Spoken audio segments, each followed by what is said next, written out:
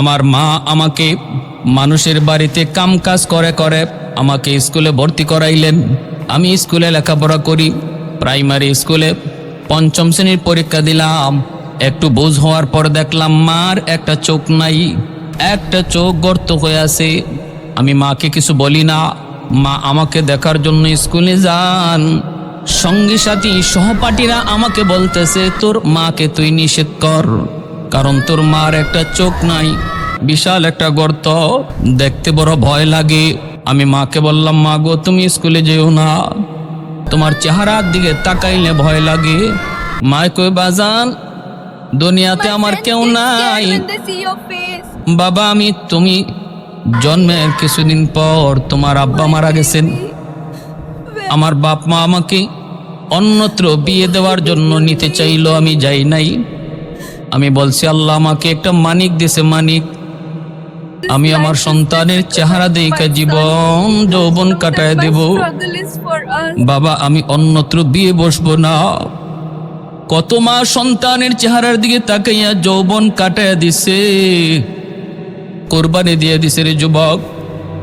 আজকে ওই মাটারে বইলা তুমি শহরে আনন্দে থাকতেছো, আজকে ওই মাটার কোনো খবর তুমি বুঝি নাও না। যেই মা শুধু তোমার চেহারার দিকে তাকায়া বড় হবে, তুমি মারে খাওয়াবে, মারে পালবে, এই স্বপ্ন দেখা দেখা যেই মা তার জীবন যৌবন সব কোরবানি করলো, ওই মা বলতেছে বাবা আমি যাই নাই, আমি মানুষের বাড়িতে কামকাজ কইরা তোমার লেখাপড়া করার সিদ্ধান্ত নিয়েছি। বাবা সারাদিন যদি না দেখি আমি মা অস্থির হয়ে যাই, এজন্য দিনের বেলা একবার আমি তোমাকে দেখতে স্কুলে যেতে হয়, নতুবা আমার মন টিকে না, আমি টিকতে পারি না।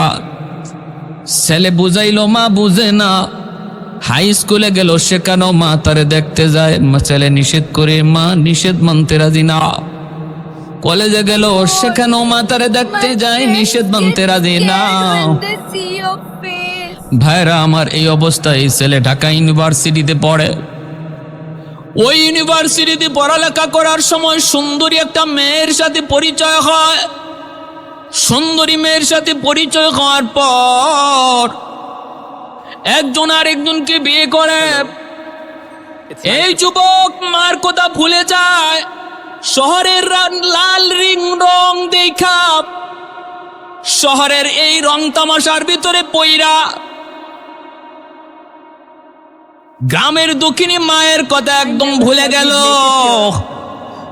সুন্দরী মেয়েকে বিয়ে কইরা শহরে একটা ফ্ল্যাট নিয়ে বাসা করে থাকে। এইদিকে দক্ষিণী মা গ্রামে অসুস্থ হয়ে বিছানায় পড়ে যায়। একটা ঔষধ কেনার মতো মার হাতে কোনো পয়সা নাই। মা মানুষকে জিজ্ঞেস করে বাবা তোরা ঢাকা শহরে যাও, আমার মানিকরে তোমরা দেখছো নি? আমার মানিকটারে তোমরা কেউ দেখছো নি? কেউ আয়া বলে আমরা দেখেছি অমুক জায়গায় অমুক জায়গায়। বাসার ঠিকানাটা লইয়া দক্ষিণী মা লাঠি দিয়ে বর দিয়া ঢাকা শহরে সন্তানরে খুঁজে বেড়ায়।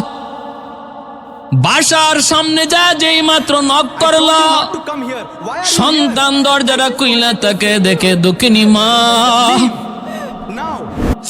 দেখা মাত্র এই যুবক তখন কয় মারে তুমি কেন আইসো? নাউজুবিল্লাহ জোরে কন।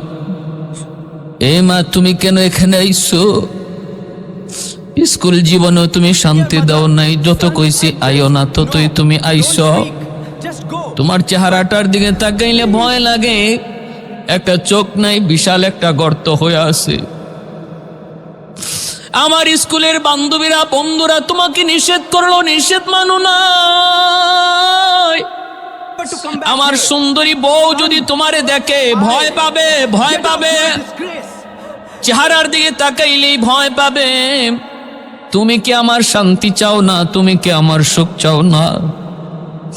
তখন দুঃখিনী মা দরজার বাহিরে থেকে দাঁড়ায় বলতেছে বাজান আমি থাকতে আসি নাই, কোনো সাহায্য নিতে আসি নাই রে বাজান, আমি আসছি শুধু এক নজর তোমার চেহারা দেখার জন্য।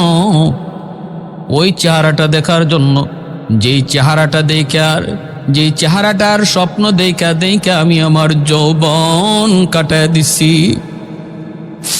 ওই চেহারাটা দেখার জন্য এসেছি এক নজর। বাবা তুমি সুখে থাকো, শান্তিতে থাকো, আমি বদদুয়া দেই না মা, আমি বদদুয়া দেই না। কারণ বাপ মা যদি বদদুয়া দেয় সাথে সাথে আল্লাহর দরবারে কবুল হয়ে যায়। মায়ার নবী বলেন 3 ব্যক্তির দোয়া বদদুয়া আল্লাহর দরবারে সরাসরি কবুল। সালাসাতুন দাওয়াতুম মুস্তাজাবাতুন লা শাক্কা ফি, দাওয়াতুল মাজলুম ওয়া দাওয়াতুল মুসাফির ওয়া দাওয়াতুল ওয়ালিদ আলা ওয়ালাদিহি। মজলুমের দোয়া বদদুয়া, মুসাফিরের দোয়া বদদুয়া, আর বাপ মার দোয়া বদদুয়া সন্তানের জন্য সরাসরি কবুল হয়ে যায়। মায় কইতেছে আমি বদদুয়া দেই না রে বাজান, তুমি সুখে থাকো, শান্তিতে থাকো। আসছিলাম শুধু এক নজর দেখতাম, দেখে গেলাম। এই বইলা মা গ্রামে চলে গেল। ওই যুবক তার জীবন কাহিনীর ভিতরে সে লিখছে। এরপরে বেশ কিছুদিন পর আমার গ্রামের পাশেই একটা গ্রাম, ওই গ্রামে একটা অনুষ্ঠান। ওই অনুষ্ঠানে আমাকে তারা প্রধান মেহমান করলো, কারণ আমি একজন অফিসার মানুষ। আমারে প্রধান অতিথি করছে, আমি গেলাম সেই অনুষ্ঠানে। অনুষ্ঠান শেষ হওয়ার পর মনে মনে ভাবলাম পাশের গ্রামটাই তো আমার নিজের গ্রাম, মারে একটু দেখা যায়।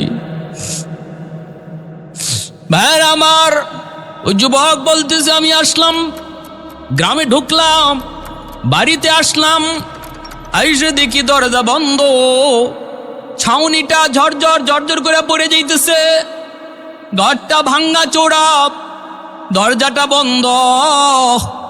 আমি বাহির থেকে ডাক দিলাম মা, ঘর থেকে কোনো আওয়াজ নাই। আবার ডাক দিলাম মা, ঘর থেকে কোনো আওয়াজ নাই। 3 বারের সময় একজন মহিলা দরজা খুলল।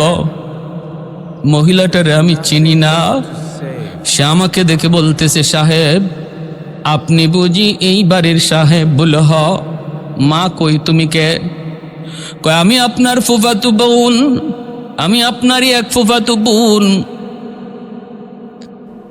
আমার ফুফুজান আজ 1 সপ্তাহ যাবৎ তিনি অসুস্থ, বিছানায়, মৃত্যুর সাথে পাঞ্জা লড়ে। আমি তার খেদমত করার জন্য এসেছিলাম। জীবনের শেষ টাইমে একটা ট্যাবলেট খাওয়ার মতো পয়সা আমার ফুফুর কাছে ছিল না, কিন্তু ওই সময়টা তো সে একটা চিঠি লিখছে, আর চিঠিটা আমার কাছে দেয়া গেছে। বলছে যদি কোনোদিন আমার মানিক আমার খোঁজে গ্রামে আয়, তোমরা আমার সন্তানের হাতে চিঠিটা পৌঁছে দিও। এই নেন আপনার মায়ের হাতের চিঠি। যুবক চিঠিটা হাতে নিয়ে চিঠিটা খুলল, কইলা দেখে মায়ের হাতের চিঠি। মার প্রথম বাসাটাই ছিল এমন, বাবা জানি না কোন দিন মার খবর নিতে গ্রামে আসবা, জানি না কোন দিন মার খবর নিতে আসবা বাজান। দুনিয়ায় জীবিত থাকতে একটা খবর, একটা কথা মা তোমাকে বলি নাই। আজকে মৃত্যুর আগে কথাটা কাগজে লিখে জানায় গেল। মার একটা চোখ ছিল না বিদায় তুমি মারে ঘৃণা করতা, কিন্তু একদিনও চিকাও নাই মাগো তোমার চোখটা গেল কোথায়।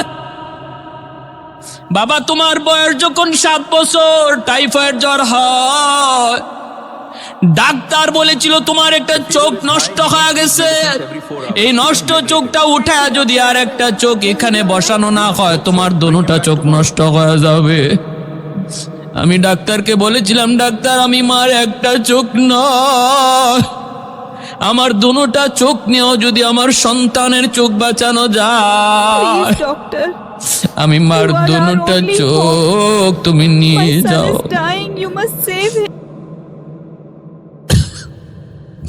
ওই দিন মা একটা চোখ দিয়া তোমার চোখ বাঁচাইছিলাম, মার ওই জায়গার চোখটা যেই জায়গা গর্ত হয়ে আছে, এই চোখটা তোমার চোখ লাগানো রে বাজার।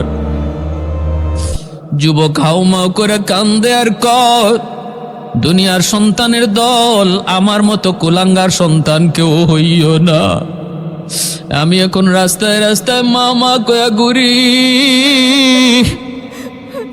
কিন্তু কই পাই মুমার, কেমনে নিমু মার কাছ থেকে, এই মার কাছ থেকে মাফ কেমনে নিমু?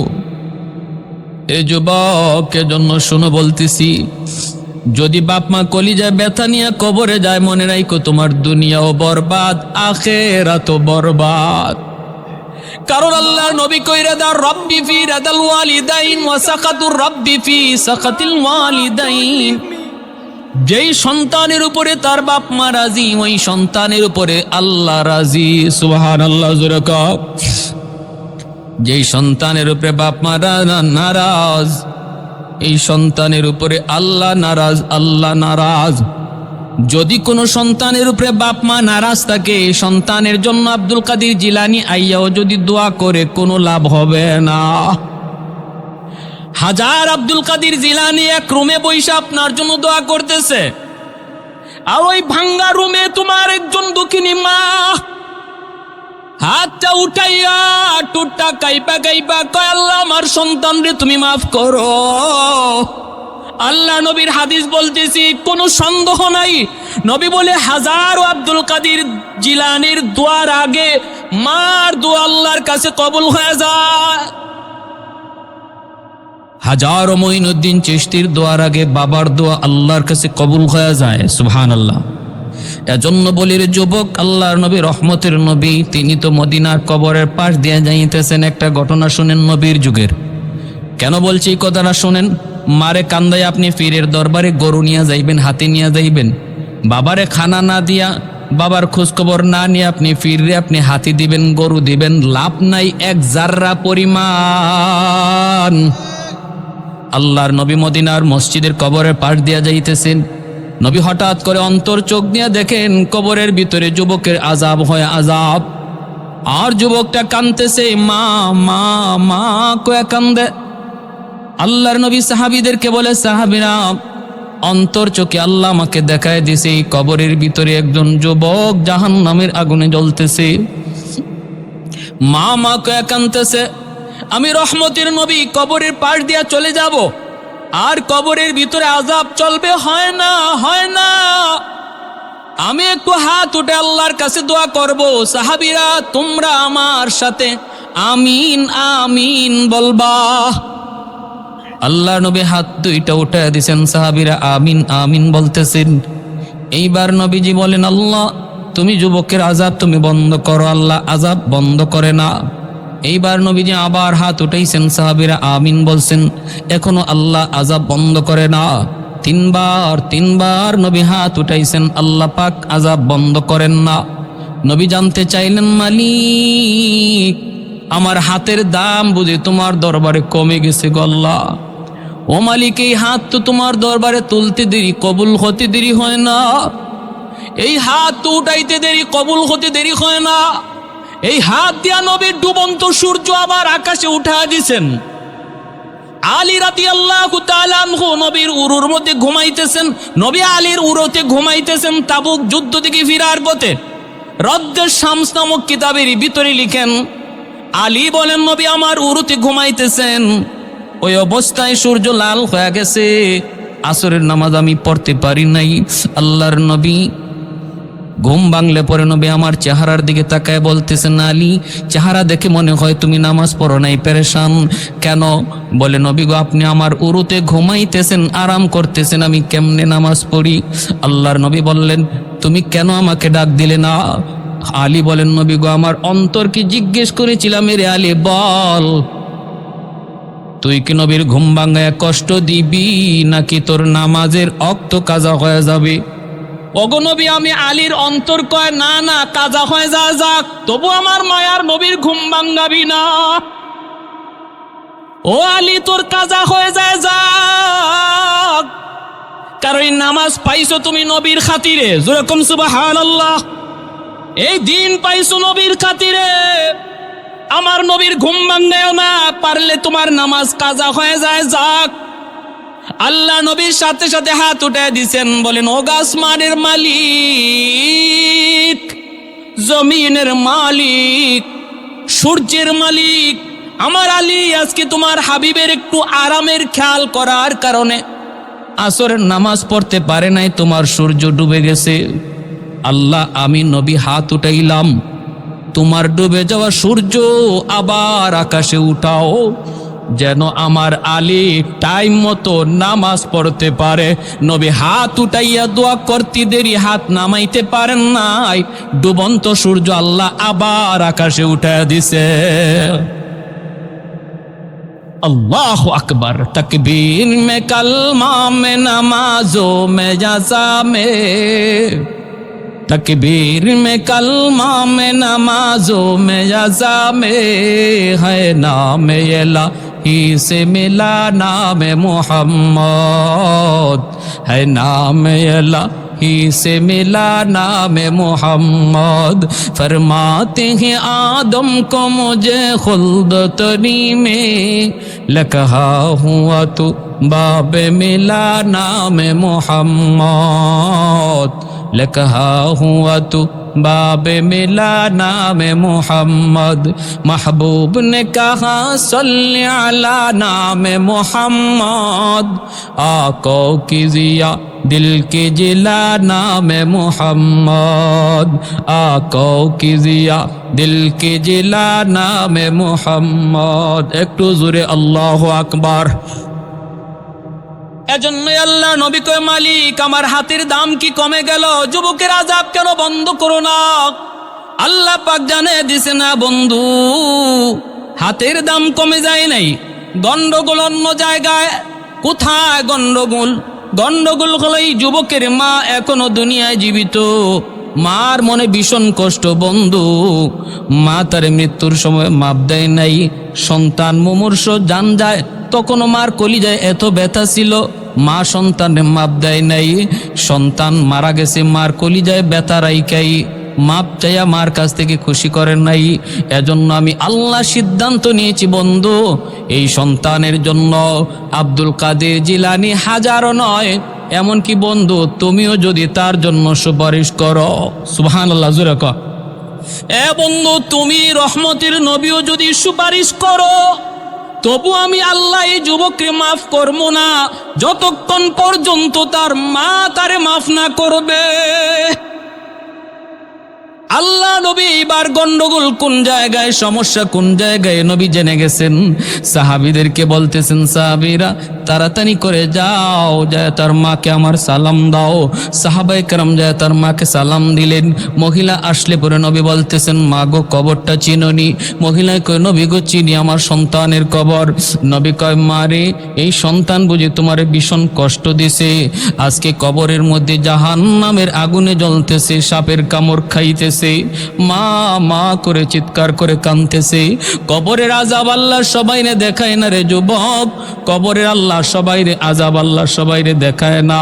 যদি মানুষে আল্লাহ কবরের আযাব দেখাইতো তাহলে দুনিয়াদারি আমাদের বন্ধ হয়ে যাইত। কবরের আযাব যদি আল্লাহ মানুষের শুনাইতো তাহলে ব্যবসা বাণিজ্য বন্ধ হয়ে যাইতো। সন্তানের গলা দিয়া ভাত ঢুকতো না, খানা ঢুকতো না যদি কবরে বাবার আযাব দেখতো, যদি মায়ের চিৎকারের আওয়াজ শুনতো।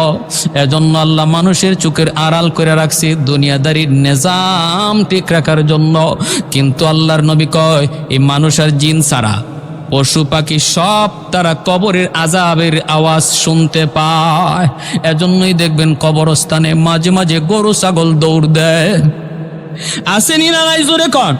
গরু ছাগল দৌড় দেয়, হায়ওয়ানাত শুনতে পায়, মানুষকে আল্লাহ শোনায় না, কারণ দুনিয়ার নিজাম ঠিক রাখা লাগবে। কবরের আওয়াজ যদি শুনতে পায়, 1 মাইল 2 মাইলের ভিতরে কেউ বাড়ি বানাবে না। কবরস্থান দেখা যায়, এর ভিতরে কেউ বাড়ি বানাবে না। দিনের রাতের বেলা কবরের পাশ দিয়া যাবে দূরের কথা, দিনের বেলাও কেউ কবরের পাশ দিয়া যাইতো না। যদি আল্লাহ কবরের আযাব মানুষে দেখাইতো আর শুনাইতো, এজন্য আল্লাহ গোপন করে রাখছে, গোপন করে রাখছে। কিন্তু আমার রহমতের নবীরে আল্লাহ দেখায়। নবী বললেন, ও মা আমি দেখতেছি তোমার সন্তান কেমন আযাব ভোগ করতেছে, কেমন কষ্ট পাইতেছে রে মা। আমি তো আল্লাহর কাছে তার জন্য সুপারিশ করেছিলাম, আল্লাহ আমার সুপারিশ কবুল করে নাই। আল্লাহ বলেছে, তুমি মা যদি তারে মাফ না করো আমি রহমতের নবীর সুপারিশ আল্লাহ কবুল করবে না। ও মা, তুমি একটু মাফ করে দাও, সন্তান তো তোমার, 10 মাস 10 দিন তুমি পেটে নিয়েছো, কত রাত সন্তানের মাথার পাশে দাঁড়ায়া দাঁড়ায়া রাত কাটায় দিছ। অসুস্থ সন্তানের মাথার পাশে দাঁড়ায়া কত বাবা রাত কাটাইছে। কত বাবা, যুবক, আজ যেই বাবারে তুমি কষ্ট দিতেছ, এই বাবা কত রাত হাসপাতালে তোমার বেডের পাশে দাঁড়ায় কাটাইছে, হিসাব নাই। তোমার এই খবর নাই, খবর নাই। আজকে নিজের সন্তানের প্রতি যতটা দরদ, একটু চিন্তা করে দেখো, এতটা দরদ, এতটা ভালোবাসা তোমার বাপ মার অন্তর তোমার প্রতি রয়েছে। কারণ সন্তান যত বড়ই হয় বাপ মার কাছে কোনোদিন বড় হয় না। সন্তান বাপ মার কাছে সর্বদা বাবুই থাকে, ছোটই থাকে। এজন্য ভাইয়েরা মনে রাখবা, আল্লাহর নবী যখন মহিলাকে অনুরোধ করতেছেন, মহিলা মাথাটা নিচের দিকে দিয়ে দিছে, কথা কয় না। আল্লাহর নবী কয়, মারে তুমি তারে মাফ করে দাও। মহিলা মাথা নিচের দিকে দিয়া দিছে, আর কথা কয় না। নবী কয়, মা গো মাফ করে দাও। এইবার চেহারাটা উঠায়া চোখের পানি সাইরা কয়, না গো নবী, আমি এরে মাফ করমু না। ওগো নবী, আমার পিঠে এখনো মাইরের দাগ আছে।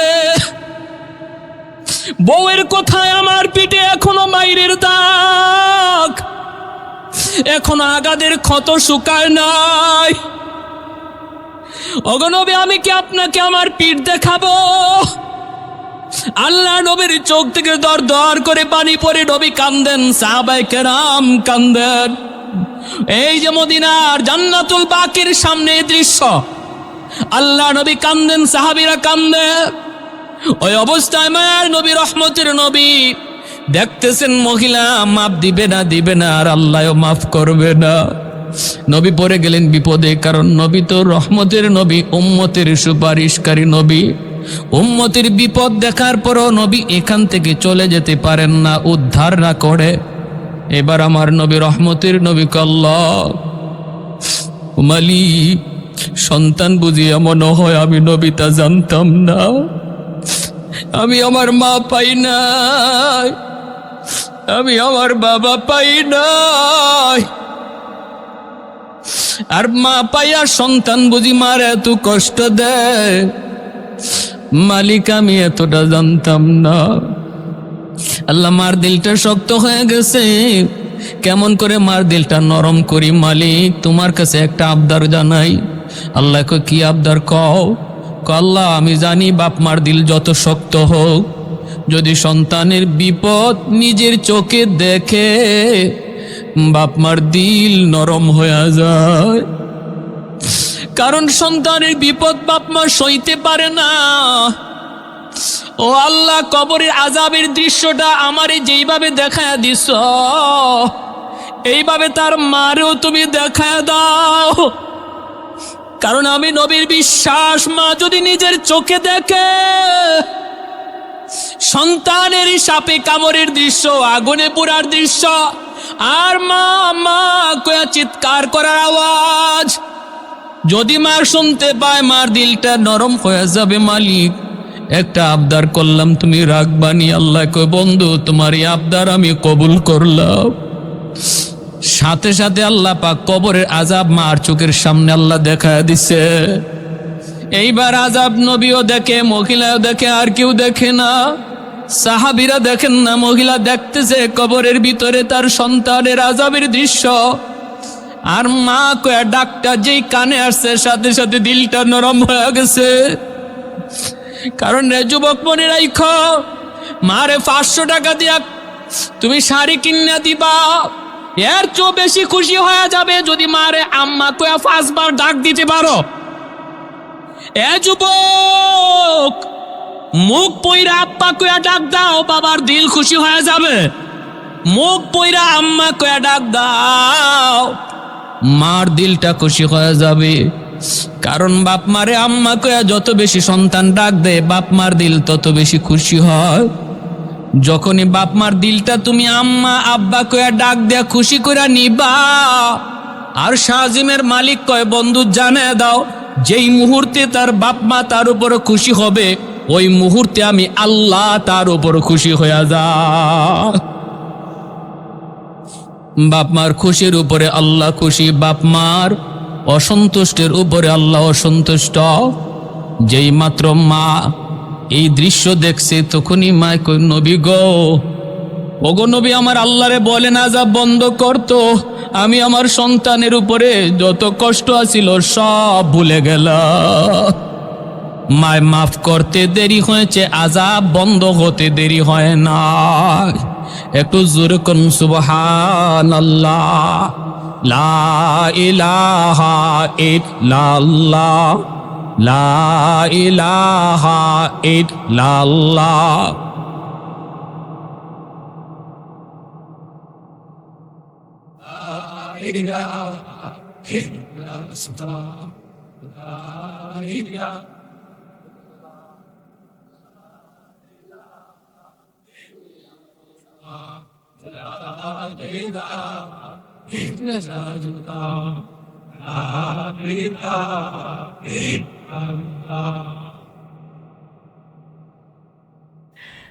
লা ইলাহা ইল্লাল্লাহু মুহাম্মাদুর রাসূলুল্লাহ সাল্লাল্লাহু আলাইহি ওয়াসাল্লাম।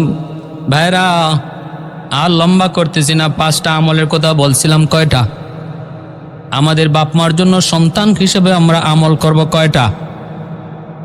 1 নম্বর, আসসালাতু লাহুমা, তাদের জন্য বেশি বেশি করে দোয়া করব, যেই দোয়াটা আল্লাহ কোরআনে শিখাইছেন, রাব্বির হামহুমা কামা রব্বায়ানি সগীরা। নামাজের মধ্যে এই দোয়া করব, নামাজের বাইরেও এই দোয়া করব। হাঁটতেছি, বাপ মার কথা ইয়াদ হইছে, রব্বির হামহুমা কামা রব্বায়ানি সগীরা। এই দোয়াটা শিখাইছেন কে? আর একটু জোরে কে? যিনি দরখাস্ত মঞ্জুর করবে। আমি চাকুরির জন্য দরখাস্ত দিছি, যে মালিকের কাছে, ফ্যাক্টরির মালিকের কাছে দরখাস্ত দিছি।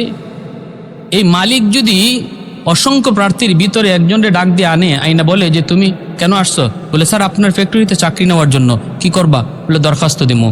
মালিক যদি বলে আমার কাছে দরখাস্ত লিখবা, আসো আমি তোমারে দরখাস্ত শিখাইয়ে দিই। সে যদি তারে দরখাস্ত শিখাইয়ে দেয় যে আমার কাছে দরখাস্ত এইভাবে এইভাবে লিখবা, তাহলে বোঝা গেল আর কেউ চাকরি হোক না হোক, ওরটা হবে 100%। ঠিক না? আল্লাহ বলে, সন্তান তুমি তোমার মা বাবার জন্য দোয়া করবা, আসো আমি আল্লাহ তোমারে দোয়া শিখাইয়ে দেই।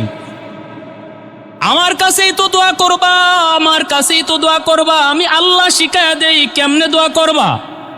বলো, রব্বির হামহুমা কামা রব্বায়ানি সগীরা।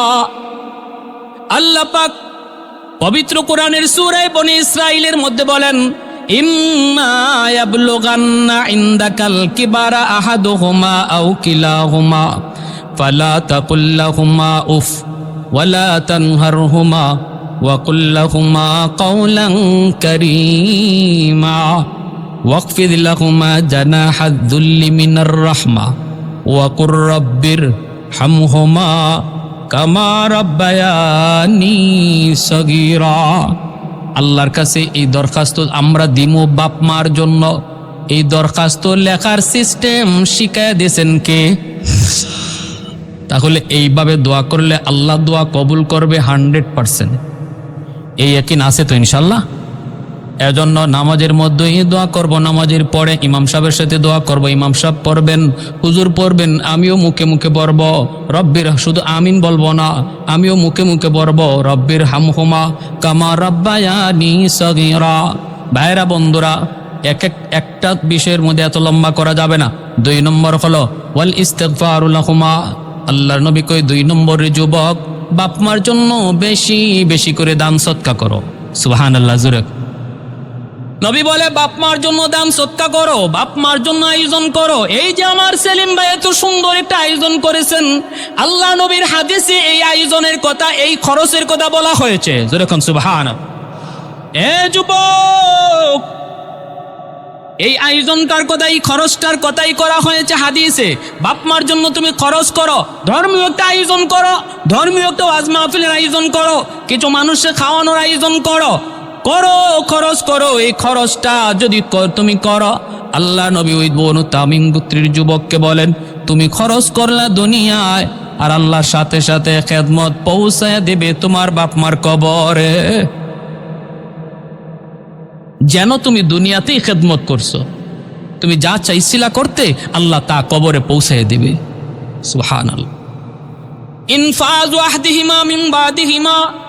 3 নম্বরে নবী বলেন, মা বাবার যদি কোনো ওয়াদা থাকে, বাপ মার কোনো ওয়াদা যদি থাকে, কোনো মসজিদে, কোনো মাদ্রাসায়, অথবা কোনো প্রতিষ্ঠানে, অথবা কোনো ব্যক্তিকে কিছু দেওয়ার, হাদিয়া দেওয়ার ওয়াদা যদি থাকে, ওই ওয়াদাটা তুমি পূরণ করো। অথবা বাপ মার কোনো ঋণ যদি থাকে, ঋণ তুমি শোধ করো। এটা হলো সন্তানের উপরে বাপ মার পাওনা, বাপ মার ঋণ তুমি শোধ করো। এ ভাই, ঋণের ভিতরে সবচেয়ে বড় ঋণ হলো, তোমার বাবা যদি তোমার কোনো চাচার অংশ ঠকায় থাকে রে যুবক, বাবার নামে 10টা 20টা গরু জবাই করার আগে চাচার অংশ তুমি ফিরায় দাও, নতবা কবরের আগুন নিভবে না। বাবা যদি তোমার কোনো ফুফুর অংশ ঠগায় থাকে, অর্থাৎ তোমার বাবা যদি তার কোনো বোনের অংশ না দিয়া থাকে, তুমি যদি বাবার নেক সন্তান হও, কবরের আগুন নিবাইতে চাও, তুমি তাড়াতাড়ি করে তোমার ফুফুরে ডাকো, ফুফাতো ভাই বোন রে ডাকো, ডাইকে তুমি সম্পদ বুঝায় দাও। কারণ এই বাবা তোমার মহব্বতে পইরা এই অন্যায়টা করেছিল। আজকে আল্লাহ তোমারে সহি বুঝ দিছে, সম্পদ লইয়া বাবা কবরে যাইতে পারে নাই, তুমি ওই সম্পদ লইয়া কবরে যাইতে পারবা না। অতএব বাবা যদি কোনো অন্যায় করে থাকে কারো প্রতি, তুমি দ্রুত সেটা সমাধান করে বাবার কবরের আগুন নিবাও। যদি বাবা কারো হক নষ্ট করে থাকে, বাবার নামে মসজিদ দিবা, মাদ্রাসা দিবা, কোটি কোটি টাকা খরচ করবা, কিন্তু হক ফিরাইয়া না দেওয়া পর্যন্ত আগুন নিববে না। খুব খতরনাক, সঙ্গীন এক বিষয়। যদি কোনো হক তার দ্বারা নষ্ট হয়ে থাকে, সন্তান হিসাবে তুমি সেটা খুঁজে খুঁজে বের করে এটা আগে তাড়াতাড়ি করো, তাড়াতাড়ি এই মামলা ডিসমিস করো। কারণ এই মামলার রায় আল্লাহ নিজের থেকে দিবেন না। আল্লাহ বলবেন, বান্দা আমি জানি না, কারণ এটা ওর বিষয়, এটা হক্কুল ইবাদ, এটা হক্কুল্লাহ, আমি আল্লাহর হক নয়। আমার একটা হক নষ্ট করেছো, যাও তোমার সন্তানের দানের খাতিরে মাফ করে দিলাম, কিন্তু এটা তো তুমি আরেক বান্দার হক নষ্ট করেছিলা। আজ আমি আল্লাহর আদালতে, সে যদি মাফ দেয় তাহলে আমি আল্লাহ তোমারে মাফ করে দিব। তখন আমার আপনার বাঁচার কোনো উপায় থাকবে? কারণ হাসরের মাঠে কেউ কারো মাফ দিবে না, কেউ কাউরে। আরে আমার এত আদরের স্ত্রী, যার জন্য জীবন, যার জন্য মরণ, সেই স্ত্রীটা পর্যন্ত হাসরের মাঠে বিপদে পড়ে বলবে, তুমি যে আমার স্বামী, আমি তোমার চিনি না। সন্তান বলবে, বাবা চিনি না, বাবা সন্তান রে বলবে চিনি না। এত বড় কঠিন হালত। ইনফাজু আহদিহিমা মিন বাদিহিমা সিলাতু। 4 নম্বরে নবী বলেন, সিলাতুর রাহমিল্লাতি লা তুসালু ইল্লা বিহিমা। 4 নম্বরে নবী বলেন, রে যুবক, তোমার বাবার যারা আত্মীয় স্বজন, তাদের খোঁজ খবর রাখো, তাদেরকে সাহায্য সহযোগিতা করো, তাদের সুখে দুঃখে পাশে থাকো। যদি তুমি তাদের খোঁজ নাও, সাহায্য করো, সুখে দুঃখে কাছে থাকো, খবর নাও, এই খবরটা আল্লাহ পাক তোমার বাবার কবরে আল্লাহ পৌঁছায়া দিবি। যেন তুমি তোমার বাবারই খোঁজ খবর নিছ, যেন তুমি তোমার বাবারই সেবা করছো, খেদমত করছো। এজন্য যারা বাবা হারাইছি, বাবার আত্মীয় চাচা, বাবার আত্মীয় ফুফু, চাচাতো ভাই বোন, ফুফাতো ভাই বোন, তাদের যখনই খোঁজ নিব, সাথে সাথে আমার বাবার কবরে আল্লাহ আমার খেদমত পৌঁছায়া দিবে। মা যাদের নাই দুনিয়ায়, যুবক বলতেছি শোনো, মারে কবরে তুমি সেবা করবা কেমনে? আমার নবী বলতেছেন, মার আত্মীয় যারা আছে, মার আত্মীয় মামা, মার আত্মীয় খালা, মামা তো ভাই, খালা তো ভাই বোন যারা আছে, নানা নানি, এদের খোঁজখবর নিবা। যখনই এদের পাশে যায় তুমি দাঁড়াবা, মনে রাখো আমার নবী বলতেছেন, যে নবী জীবনে মিথ্যা বলেন নাই, সাথে সাথে তোমার মার কবরে আল্লাহ তোমার সেবা খেদমত পৌঁছে দিবে। এজন্য আল্লাহ নবী বলতেছে, যুবক, সিলাতুর রাহমিল্লাতি লা তুসালু ইল্লা বিহিমা। 5 নাম্বার সর্বশেষ নবী বলেন, ইকরামু সাদিকিহিমা মিন বাদিহিমা। 5 নাম্বারটা একটু মনোযোগ দিয়ে শুনেন। আল্লাহ নবী বলতেছেন, যুবক, মার খেদমত করতে চাও, বাবার সেবা করতে চাও কবরে, আমি নবী বলি শোনো, বাবার যারা বন্ধু বান্ধব, বাবার দুনিয়াতে যাদের সাথে চলতো, বাবার বয়সের যে মানুষগুলা, ওদেরকে দেখলে পরে বাবার মতো শ্রদ্ধা কইর। বাবার বয়সের মানুষগুলারে দেখলে বাবার মতো শ্রদ্ধা কইর। বাবা যাদের সাথে চলতো, বাবার বন্ধু বান্ধব, ওদেরকে পাইলে পরে বইল, চাচা 1 কাপ চা খায়া যান, চাচা আপনার ঈদের সময় একটা লুঙ্গি দিলাম, চাচা আপনাকে একটা গেঞ্জি দিলাম।